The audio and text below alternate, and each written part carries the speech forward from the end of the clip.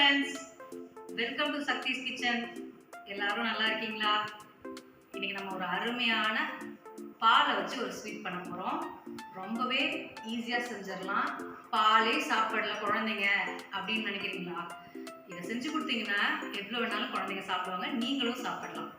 பால் அதிகமாக இருக்கும்போது கண்டிப்பாக இந்த ஸ்வீட் செஞ்சு பாருங்கள். ரொம்பவே ஈஸியாக இருக்கும். வாங்க எப்படி செய்யறதுன்னு பார்க்கலாம். உங்கள் எல்லாருக்கும் நன்றி சொல்லிக்கிறேன். இப்போ நம்ம வந்து 4000 ஃப்ரெண்ட்ஸ் ஆகிட்டோம். 4000 சப்ஸ்கிரைபர் நம்ம சேனலுக்கு வந்திருக்கு. அன்பிற்கும் ஆதரவிற்கும் ரொம்ப நன்றி. Thank you so much. தேங்க்ஸ் அ லாட்ஸ்.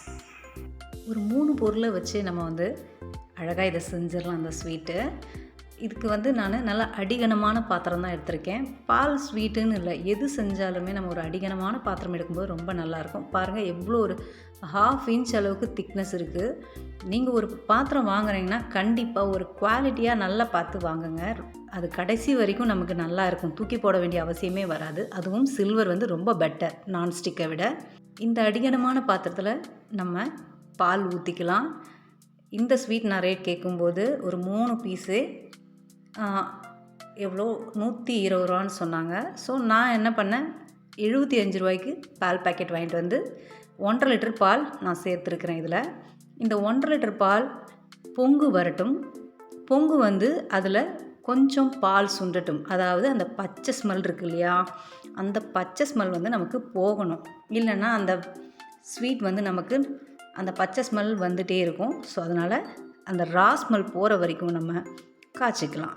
காய்ச்சிட்டு அதுக்கப்புறமா கண்டிப்பாக நடுவில் நல்லா மிக்ஸ் பண்ணி கொடுங்க.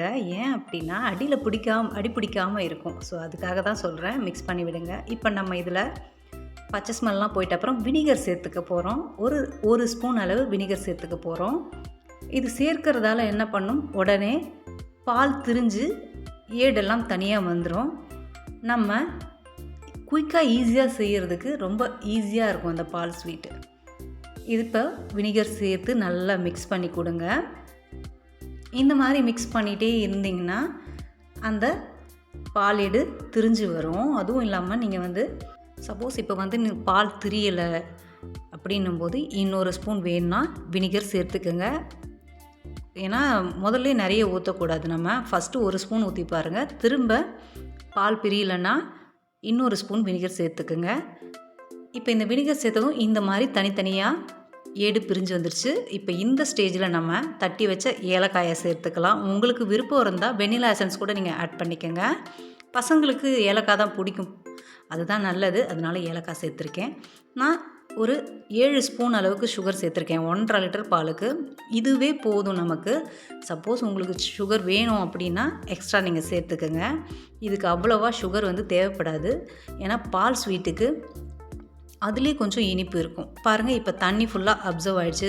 ஏன் சக்தி, இந்த தண்ணியை எடுத்துகிட்டு நம்ம செய்யக்கூடாதா அப்படின்னு பார்த்திங்கன்னா, அந்த தண்ணியில் நமக்கு அவ்வளோ சத்து இருக்குது. ஸோ தண்ணி வேஸ்ட் பண்ணாதீங்க, அதிலே அப்சர்வ் பண்ணிக்கிட்டோம். இந்த மாதிரி எல்லா தண்ணியும் அந்த பால் ஏடில் அப்சர்வ் ஆகிடணும். இந்த மாதிரி அப்சர்வ் ஆனதுக்கப்புறம் தான் நம்ம ஒரு சொட்டு தண்ணி கூட இந்த பேனில் இருக்கக்கூடாதுங்க. அதுக்குன்னு ட்ரையாக பண்ணக்கூடாது. ஜஸ்ட்டு ஒரு சொட்டு தண்ணி கூட இருக்கக்கூடாது. எல்லாமே அப்சர்வ் ஆனதுக்கப்புறம் தான் நம்ம இந்த ஸ்வீட் வந்து ரெடி ஆகிடுச்சின்னு அர்த்தம். இந்த மாதிரி மிக்ஸ் பண்ணி கொடுத்துட்டே இருங்க. இதில் வந்து நீங்கள் கொஞ்சம் ஹை ஃப்ளேம் வச்சு கூட நீங்கள் செஞ்சுக்கலாம். சீக்கிரம் அடி பிடிக்காது. ஏன்னா நம்ம பால் திரிய வச்சு செய்கிறதால அடி பிடிக்காது. உங்களுக்கு ரொம்ப ஈஸியாக இருக்கும். பிகினர்ஸ்க்கு ஃபர்ஸ்ட் டைம்லேயே சூப்பராக அருமையாக வருங்க. ட்ரை பண்ணி பாருங்கள். ரொம்ப அருமையாக ருசியாக இருக்கும். நீங்கள் இப்படியே கூட நீங்கள் இது பண்ணி இந்த மாதிரி உதிரியாக பால்கோவாவாக கூட நீங்கள் வீட்டில் கொடுக்கலாம். நான் குழந்தைங்களுக்காக ஷேப் வச்சு கொடுக்குறேன். அவ்வளோதாங்க. ஒரு ட்ராப் தண்ணி கூட இல்லை, எல்லாமே அப்சர்வ் ஆகிடுச்சு. இதை டக்குன்னு நம்ம ஒரு பிளேட்டில் மாற்றிடணும்.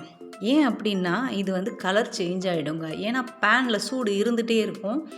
அதுவும் இல்லாமல் இது அடிகனமான பேன் வேறு, சூடு இருந்துக்கிட்டே இருக்கும். இப்போ சைட்லேயே பாருங்கள், லைட்டாக ப்ரௌன் ஆகிருக்கு பாருங்கள்.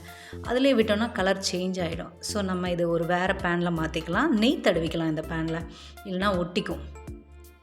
இந்த மாதிரி ஒரு பேன்லேயோ, அப்படி இல்லைனா நம்ம சாப்பிட்ற தட்டில் கூட நீங்கள் இந்த மாதிரி நெய் தடவி இந்த பால்கோவாவை தட்டில் போட்டுக்கோங்க. இந்த மாதிரி தட்டில் நீங்கள் மாற்றிடுங்க, டக்குன்னு கண்டிப்பாக மாற்றிடணும், இல்லைனா கலர் சேஞ்ச் ஆகிடும். இப்போது இதை நல்லா நம்ம ப்ரெஸ் பண்ணி விடலாம். ப்ரெஸ் பண்ணி விட்டு அழுத்தி விட்டு, இந்த ஹீட் இருக்கும்போதே நீங்கள் நல்லா ப்ரெஸ் பண்ணி விட்டிங்கன்னா ஷேப் வந்து நல்லா வரும். நீங்கள் ரொம்ப லேட் பண்ணிங்கன்னா உதிரி உதிரியாக வரும். பட் ஆனால் ஷேப் வந்தாலும் உதிரி உதிரியாக இருந்தாலும் ரொம்பவே சாப்பிட அருமையாக இருக்குங்க. ரொம்ப டேஸ்ட்டாக இருக்கும். குழந்தைங்களுக்கு இது கொடுத்தீங்கன்னா எனர்ஜியாக இருக்கும், ஹெல்த்தியாக இருப்பாங்க. வெளியே வந்து ஒரு அன்ஹெல்தி ஃபுட்டை நம்ம சாப்பிட்றத விட இது எவ்வளோ பெட்டர் இல்லையா? குழந்தைங்களுக்கு நம்மளாவே செஞ்சு கொடுக்கலாம். இது 3-4 டேஸ்க்கு நீங்கள் வச்சு சாப்பிடலாம். ஆனால் ஃப்ரிட்ஜில் வச்சிடணும். ஃப்ரிட்ஜில் வச்சிட்டிங்கன்னா 1 வீக் கூட நீங்கள் வச்சுட்டு தாராளமாக சாப்பிடலாம். பட் ஆனால் அதுக்குள்ளே நீங்கள் இருக்கணும், காலி பண்ணிவிடுவாங்க பசங்க.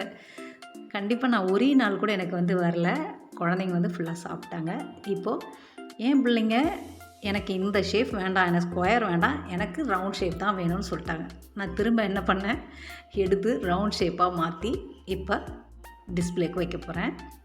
ஒன்றும் இல்லை, ஒரு பவுல் எடுத்து அந்த பவுலில் நல்லா வச்சு அழுத்தி அப்படியே எடுத்தோன்னா ரவுண்ட் ஷேப் வந்துடும். அருமையான பால் கேக் ரெடிங்க. என்ன தான் நம்ம கடையில் வாங்கினாலும் அவங்க வந்து பால் பவுட்ரு இதெல்லாம் கலப்பாங்க. நம்ம வந்து ஒரு ஃப்ரெஷ்ஷான பால்லே நம்ம செஞ்சு அசத்திடலாம். நீங்களும் தாராளமாக சூப்பராக சாப்பிடலாம், குழந்தைங்களுக்கும் தாராளமாக கொடுக்கலாம். அருமையான பால் கேக் ரெடி. எப்படி இருக்குன்னு பார்க்கலாமா? பாருங்கள், எப்படி இருக்குது பாருங்கள். இப்படி சாப்பிடணுன்னு தோணுதுங்க, எச்சில் அப்படி ஊறுது, அவ்வளோ அருமையாக இருக்குது. பிகினர்ஸுக்கு ஃபர்ஸ்ட் டைம்லே அட்டகாசமாக அருமையாக வரும். கண்டிப்பாக செஞ்சு பாருங்கள். சரி, இது எவ்வளோ சாஃப்டாக இருக்குதுன்றதை நான் உங்ககிட்ட காமிக்கணும் இல்லையா? இதை நான் உங்ககிட்ட புட்டு காமிக்கிறேன் எப்படி இருக்குன்னு. கை வச்சாலே உடஞ்சிருங்க. நான் ஜஸ்ட்டு ஷேஃப், குழந்தைங்களுக்கு ஷேப் கொடுக்கணுன்றதுக்காக அந்த ஷேப் பார்த்தா பசங்க சாப்பிடும் இல்லையா, அதனால் நான் ஷேப் பண்ணேன். அப்படி உதிரி உதிரியாக கூட நீங்கள் கொடுக்கலாம். இங்கே பாருங்கள், கடையை விட அருமையாக நம்ம வீட்டிலே செய்யலாம். நீங்களும் செஞ்சு பாருங்கள், எவ்வளோ அருமையாக இருக்குது பாருங்கள். ஒரு அருமையான பால் கேக் ரெடி. நீங்களும் செஞ்சு சாப்பிட்டு கமெண்ட் போடுங்க. சாப்பிட்டு பார்த்து சொல்லுங்கள். ரொம்ப அருமையாக வந்தது. கடையில் வாங்கினா ரேட் அதிகம். ஒரு 75 ருபீஸில் அருமையாக வீட்டில் நம்ம செஞ்சு சாப்பிட்லாம். நீங்களும் செஞ்சு பார்த்துட்டு எப்படி வந்ததுன்னு கமெண்ட் போடுங்க. உங்களுக்கு இந்த வீடியோ யூஸ்ஃபுல்லாக இருந்தால் லைக் பண்ணுங்கள், ஷேர் பண்ணுங்கள், சப்ஸ்கிரைப் பண்ணுங்கள். Thank you so much. Thanks a lot your love and support.